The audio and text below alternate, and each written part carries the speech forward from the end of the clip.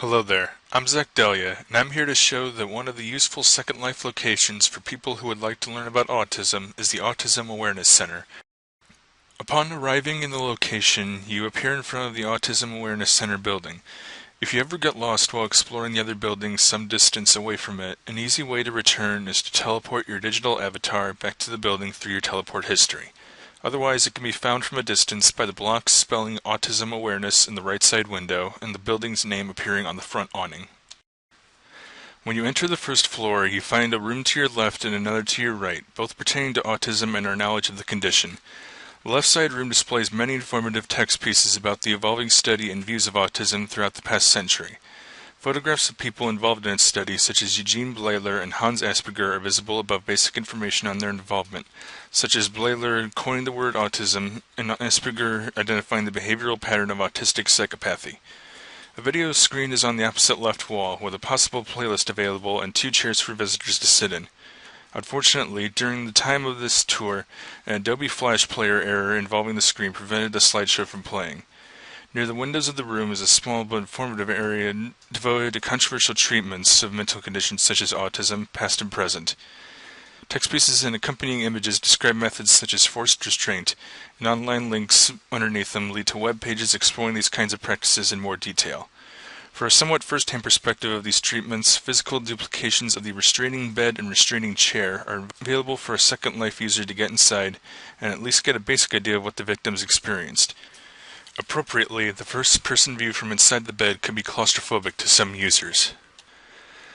The room on the right from the entrance, where the building blocks are in the window, is similar in layout and content to the left side room.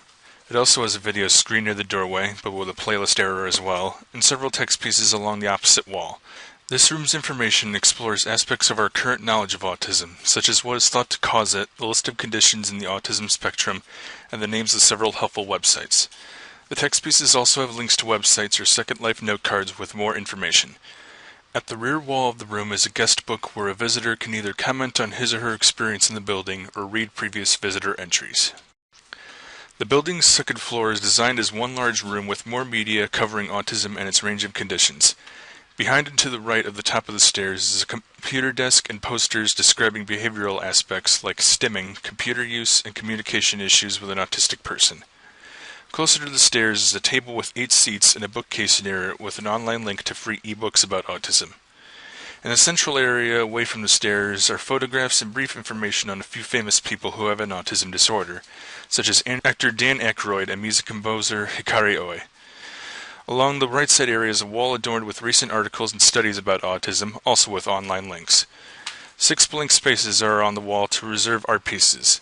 A note card that can be viewed explains that the user must contact Koshari Mahana if the art piece fits the requirement of having been made by a person with autism and/or meant to promote awareness.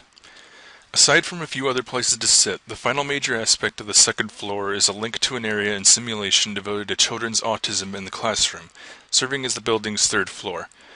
Clicking on the link teleports you to a classroom environment where you can sit at a desk and read a text piece describing the sensory difficulties an autistic child might experience, along with an included link going to the online article My Mind is a Web Browser, How People with Autism Think, written by activist Temple Grandin.